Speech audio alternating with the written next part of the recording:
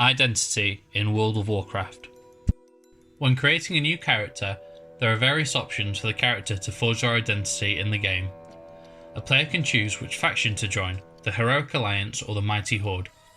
Afterwards, they can decide on a specific race to play, which could include orcs, humans, elves, and much more.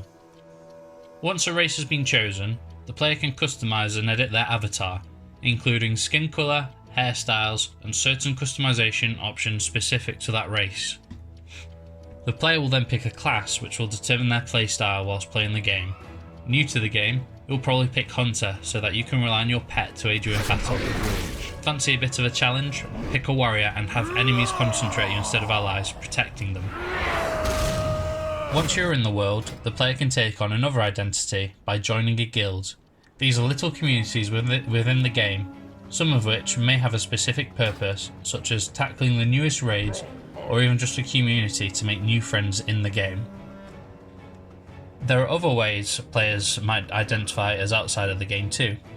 There are official game forums where a player will have a name attached to their profile, or groups on social media where players from the same server in-game will join and share their stories and experiences that have happened to them recently. All of these different identities link to G's 36 learning principles, specifically the identity principle, where the learner has control in shaping their virtual identity, whilst also relating and reflecting upon their real world and projective identities in a tripartite play of identities. My own experience learning in World of Warcraft.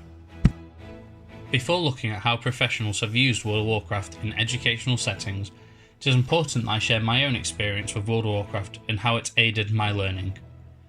In Year 9, I studied GCSE Business Studies. In this, we learned about economics and basic concepts like supply and demand, inflation, and markets. Many of these concepts can be evident whilst playing World of Warcraft, perhaps most evidently with the auction house, a place where all players can go to buy and sell goods to each other using in-game gold as a currency. When looking at goods on the auction house, I could search for particular items like ores, herbs, or cloth. If I saw a particular item that wasn't being sold on the auction house at the time, I knew, using my knowledge learnt from business studies, that I could go out into the in-game world, find the items, and sell them for a higher price than what they would normally be worth. Being able to experience a real example of supply and demand in this way cemented my knowledge in the subject, as I could relate it to my own experiences. Furthermore, this can be related to Kolb's theory on experiential learning styles. Using the auction house, I was executing the active experimentation part of the cycle, which aided my understanding in the subject. Impact of ICT on pedagogic practice. Research generally shows that there is a gender gap in reading levels, and that boys in school typically read books and text a couple of levels below what is expected. However, Steinkuhler found that boys can read way above their levels if the texts are part of online games. As World of Warcraft is an online game, players are much more likely to play with friends. Players will read in-game text and be a form of collective intelligence. This is when a group of people can sometimes achieve better results than any individual in a group could have. An example of this is on Who Wants to Be a Millionaire. When Ask the Audience is used, this achieves a correct answer 91% of the time, clearly demonstrating collective intelligence.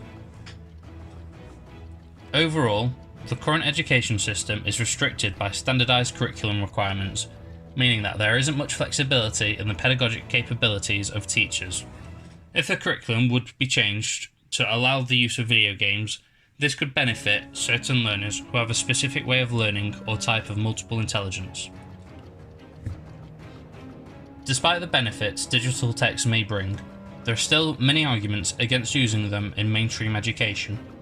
Firstly, a teacher may lack the technical knowledge and understanding in order to effectively deliver the lesson.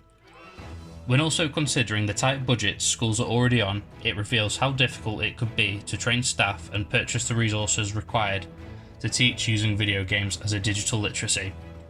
Furthermore, teachers would need time to experiment and develop professionally if they're to properly grasp the media they'll be using to teach. Thank you for watching my screencast on the potential of World of Warcraft in education. If you have any questions, feel free to ask them at the end of my presentation. Thank you.